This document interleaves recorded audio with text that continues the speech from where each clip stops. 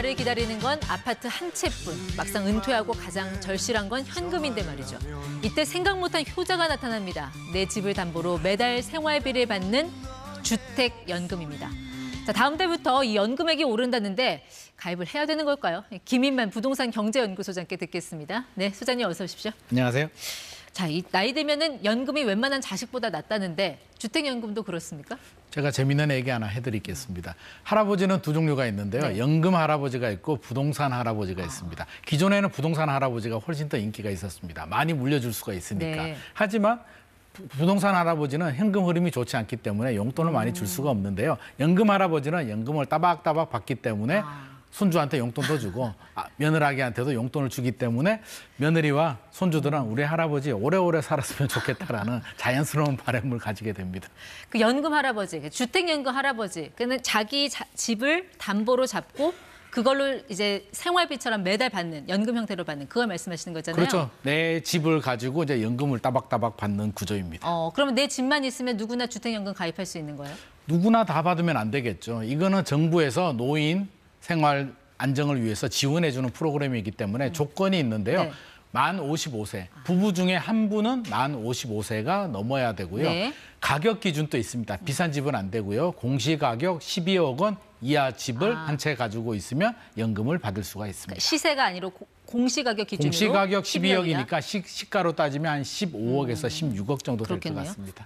그러면 1주택자만 돼요? 다주택자는 이거 가입 못해요? 원칙은 1주택입니다. 1주택인데 그러면 다주택자들은 좀 억울할 수도 있잖아요. 네. 난 시골에 부모님 물려준 뭐 집도 있고 내가 가지고 있어서 작은 집이 몇 채가 있다고 한다면 합해서 공시가격이 12억 원이 되지 않으면 신청을 할 수가 있고요. 네. 내가 가지고 있는 집 하나를 담보용으로 이제 제공을 해줘야 됩니다.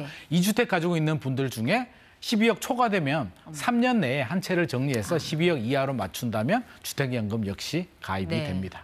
뭐 효자도 효자 나름인데 이 주택연금 효자는 매달 얼마를 줍니까? 주택연금 효자는 조건에 따라 다른데요. 네. 연령이 좀 늦게 가입할수록 가격이 비쌀수록 좀 많이 받은데 일단 시지 보시면서 제가 설명을 드리겠습니다. 연령이 55세면 87만 원, 6억 원 기준입니다. 집이 6억 원이면 시세 6억 원이네요. 시세 6억 원입니다. 87만 원 받고요. 나이가 많을수록 점점점 올라갑니다. 70세가 되면 177만 원 정도 받으니까 이 정도면 중소기업 월급 정도 되니까 노후 생활에 충분히 안정적이 되지 않을까. 그러니까 나이가 많을수록 앞으로 살날이 적으니 살날이 적게 되고 55세면 많이 줘야 되잖아요. 오랜 기간 동안 줘야 되니까 금액을 좀 내립니다.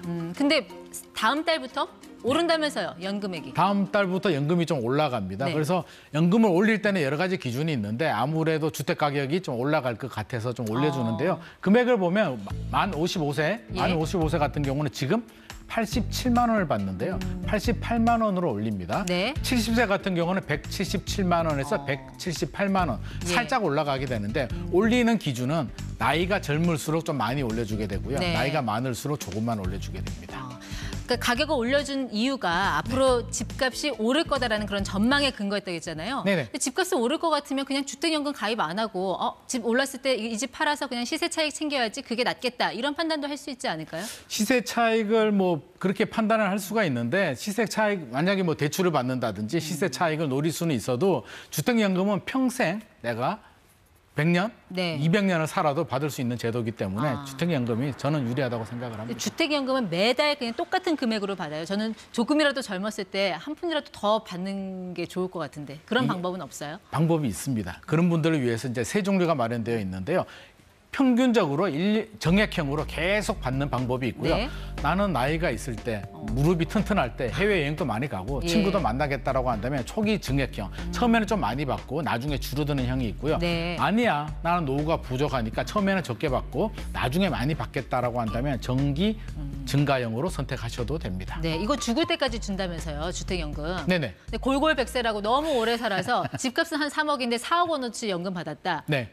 이거 괜찮아요? 뭐 토해내야 되거나 그런 거 아니에요? 토해내면 아무도 가입을 안 하겠죠. 그래서 오래 살수록 유리한데 금액을 초과할수록 HF 주택금융공사에서 책임을 지고 금액을 계속 지불하게 됩니다. 그래서 앞서서 이제 연령대에 따라서 기대 수명이 늘어날수록 금액은 조금씩 줄이고 있습니다. 근데 집값보다 훨씬 덜 받고 일찍 돌아가셨다. 이런 상황에서는 그러면 남은 금액은 어떻게 됩니까? 남은 금액은 국가가 가져가지는 않고요.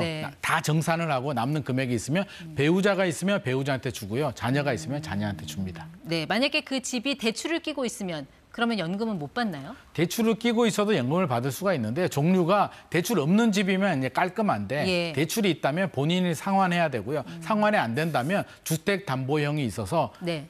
HF에서 대출을 상환해주고 남는 돈에 대해서만 연금을 주니까 아무래도 예. 수령 금액은 좀 줄어들 수도 있을 것 근데 같습니다. 사람 일은 모른다고 이 집을 담보로 주택연금 받다가 그래도 집을 꼭 팔아야 되는 그런 상황이 올 수도 있잖아요. 그렇습니다. 그때는 해지를 할 수 있나요, 연금? 해지를 하게 되면 뭐 처음에 초기 보증금이라든지 그동안 받았던 돈을 다 지불을 해야 되기 때문에 가급적이면 해지 안 하는 게 좋을 것 같고요. 초기 보증료가 있어요? 보증료 한 1.5% 정도 보증료도 있고요. 여러 가지 비용들, 설정 예. 비용들도 들어가기 때문에 그런 비용들을 다 돌려줘야 된다면 네. 그거는 좀 따져보시고 해야 되고 계약하고 30일 이내라면 해지가 예. 됩니다. 보증료가 이제 집값의 1.5%라는 그렇습니다. 말씀이신 거죠? 네. 예, 알겠습니다. 오늘 소장님 말씀이 든든한 노후 생활에 도움이 됐으면 좋겠네요. 네, 김인만 소장 함께했습니다. 고맙습니다.